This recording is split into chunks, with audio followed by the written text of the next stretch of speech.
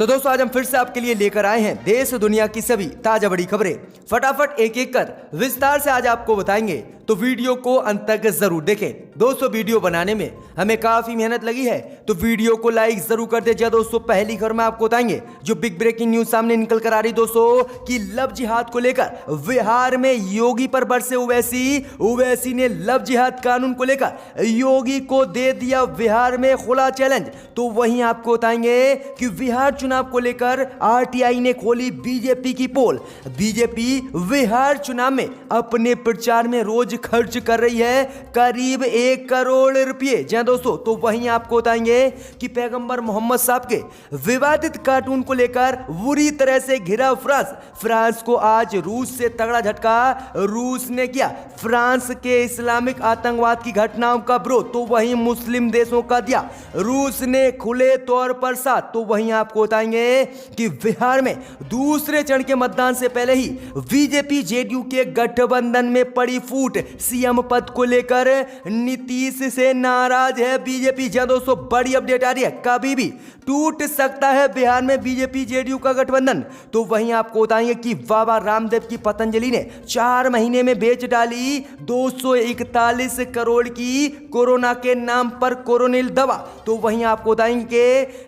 जो लव जिहाद कानून को लेकर हाई कोर्ट से योगी को तगड़ा झटका। इलाहाबाद हाई कोर्ट ने लगाई योगी को फटकार, कहा लड़का लड़की अपनी मर्जी से रह सकते हैं किसी के भी साथ, योगी कौन होता है रोकने वाला। तो वहीं आपको बताएंगे कि प्रधानमंत्री मोदी पर लालू यादव ने किया हमला, कहा प्रवासी मजदूरों को वापस लाने के समय कहां था मोदी का डबल इंजन। जी दोस्तों, तो सभी खबरों को विस्तार से आज आपको बताएंगे, तो वीडियो को अंत तक जरूर देखें। इसी बीच बढ़ते दोस्तों पहली खबर की ओर, जो बिग ब्रेकिंग न्यूज सामने निकल कर आ रही दोस्तों कि लव जिहाद को लेकर बिहार में योगी पर बरसे ओवैसी ने लव जिहाद को लेकर योगी को दे दिया है खुला चैलेंज। जी दोस्तों, आपको बता दें कि बिहार के कटिहार में असदुद्दीन ओवैसी ने एक चुनावी जनसभा को संबोधित किया।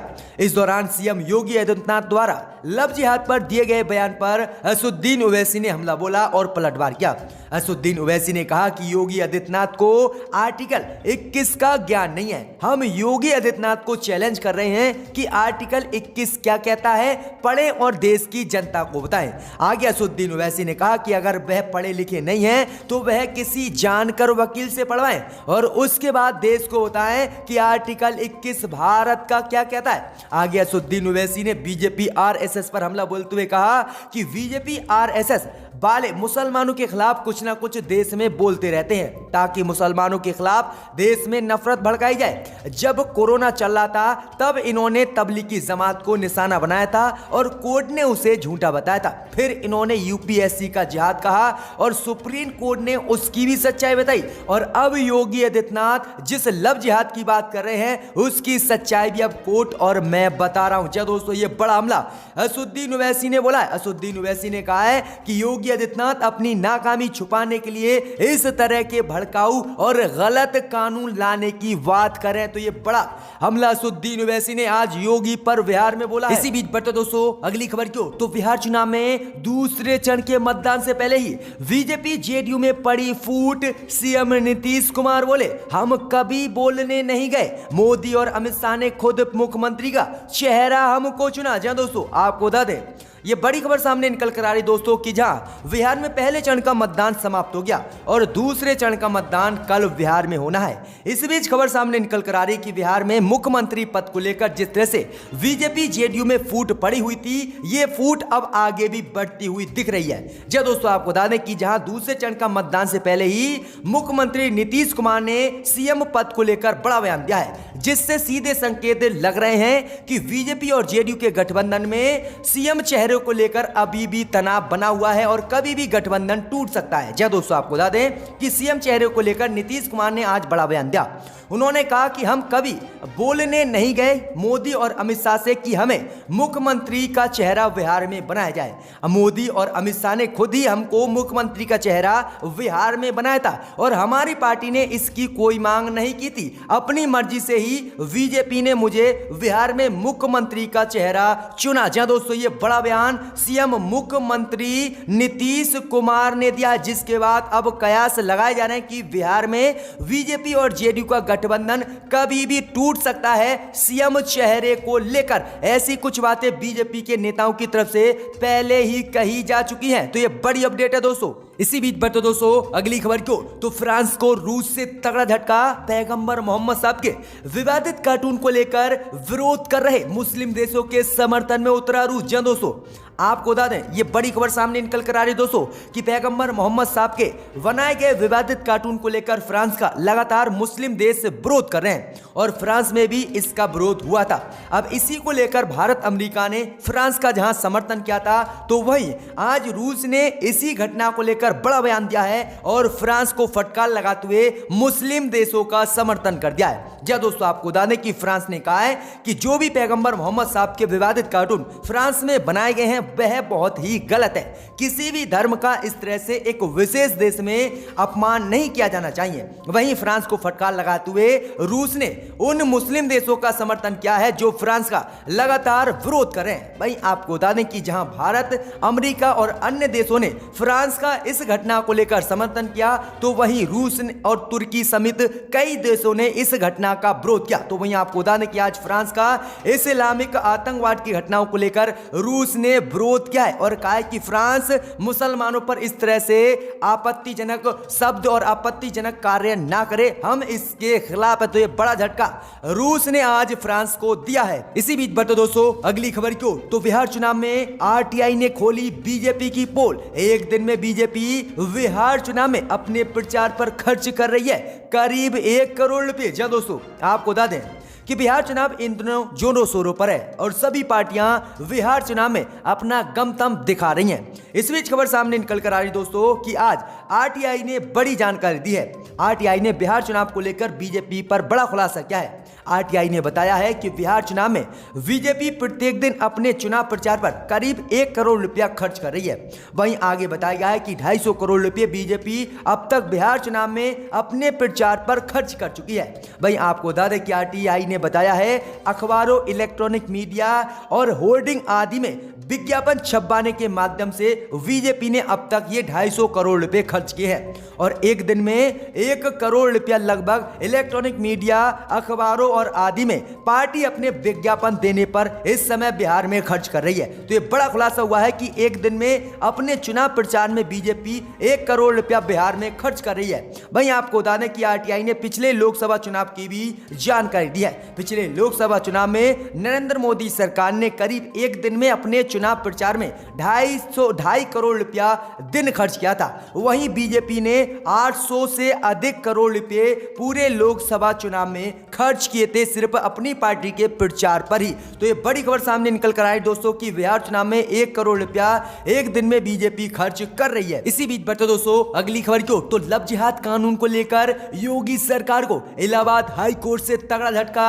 हाई कोर्ट बोला बालिग लड़का लड़की अपनी मर्जी से कर सकते हैं शादी, धर्म का नहीं है कोई लेना देना। जहां दोस्तों आपको बता दें कि उत्तर प्रदेश के मुख्यमंत्री योगी आदित्यनाथ को लव जिहाद कानून बनाने से पहले ही इलाहाबाद हाई कोर्ट से आज तगड़ा झटका लगा है। इलाहाबाद हाई कोर्ट ने अपने एक अहम फैसले में कहा है कि बालिग लड़का और लड़की अपनी मर्जी से, पसंद से किसी भी व्यक्ति के साथ रह सकते हैं और किसी भी व्यक्ति के साथ अपना जीवन यापन कर सकते हैं, चाहे वह किसी भी धर्म का व्यक्ति हो। उनके जीवन में हस्तक्षेप करने का किसी को भी अधिकार नहीं है। हाई कोर्ट ने कहा है कि हालांकि संविधान प्रत्येक व्यक्ति को अपनी पसंद धर्म अपनाने का अधिकार देता है, लेकिन अगर कोई सरकार चाहे इस पर रोक लगा दे तो वह रोक नहीं लगा सकती। ये तगड़ा झटका योगी आदित्यनाथ को इलाहाबाद हाई कोर्ट ने आज दिया है, क्योंकि बीते दिनों योगी आदित्यनाथ ने कहा था कि लव जिहाद पर वह जल्द ही कानून बनाने वाले हैं और कानून बनाकर लव जिहाद के मसलों पर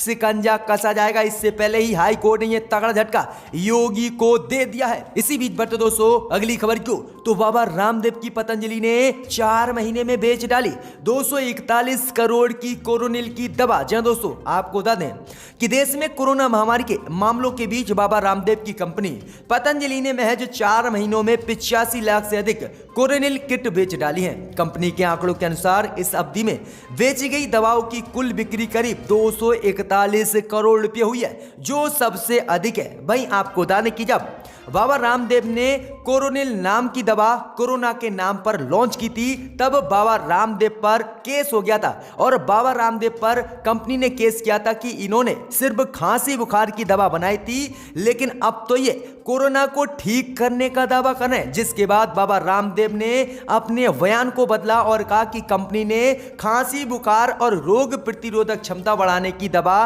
बनाई है, कोरोना की नहीं। जबकि शुरू में बाबा रामदेव ने कोरोना की दवा कोरोना को ठीक करने की दवा बताया था। जिसके बाद बाबा रामदेव पर केस हुआ, उसके बाद पलटे और अब इसने सबसे ज्यादा भारत में कमाई की है। इसी बीच बढ़ते दोस्तों अगली खबर को, तो बिहार चुनाव में पीएम मोदी पर लालू यादव ने बोला हमला, कहा प्रवासी मजदूरों को वापस लाने के समय कहां गई थी डबल इंजन सरकार, बताएं मोदी। जी दोस्तों, आपको बता दें कि बिहार विधानसभा चुनाव में प्रधानमंत्री मोदी एनडीए के समर्थन में रैलियों को संबोधित कर रहे हैं। प्रधानमंत्री मोदी ने रविवार को 4 जनसभाओं को संबोधित किया। इस दौरान प्रधानमंत्री मोदी ने राजद और कांग्रेस पर हमला बोला। प्रधानमंत्री मोदी ने कहा कि बिहार में जहां एक तरफ डबल इंजन की सरकार है, तो वहीं दूसरी तरफ डबल युवराज है। उनमें से एक तो जंगल राज के युवराज हैं। अब प्रधानमंत्री मोदी के इसी बयान को लेकर राजद प्रमुख लालू प्रसाद यादव ने मोदी पर हमला बोला।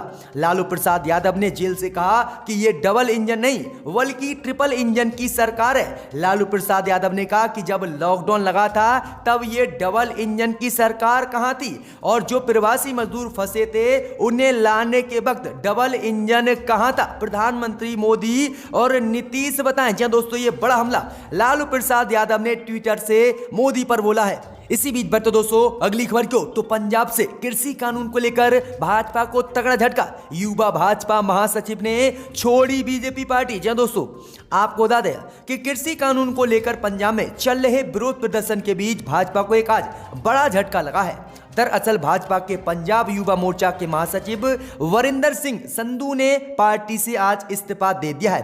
कृषि कानून के विरोध में संधू ने यह इस्तीफा दिया है। बता दें कि वरिंदर सिंह संधू ने पहले भाजपा के राष्ट्रीय महासचिव और कोर कमेटी सदस्य मलविंदर कंग ने भी भाजपा को पहले छोड़ दिया था, जिसके बाद अब ये इस्तीफा बीजेपी के लिए दिया गया। तो तगड़ा झटका कृषि कानून को लेकर पंजाब से आज भाजपा को लगा है। इसी बीच बढ़ते दोस्तों अगली खबर की ओर, तो तेजस्वी यादव ने एक बार फिर से नीतीश पर रोजगार के मुद्दे को लेकर बोला हमला। वहीं आपको बता दें कि तेजस्वी यादव ने एक बार फिर से बिहार चुनाव में रोजगार का मुद्दा उठाते हुए नीतीश कुमार पर जोरदार हमला बोला है। तेजस्वी यादव ने कहा है कि नीतीश कुमार जो सवाल हमसे पूछ रहे हैं कि हम पैसे कहां से लाएंगे, वह खुद बीजेपी का खंडन कर रहे हैं। बीजेपी के नेता कैसे रोजगार देने की बात कर रहे थे, ये अब तो नीतीश कुमार ही बताएं। हमने तो 10 लाख नौकरी देने का बिहार में वादा किया था, लेकिन बीजेपी तो 19 लाख देने का वादा कर रही है। आखिरकार जब हम अपने पैसे से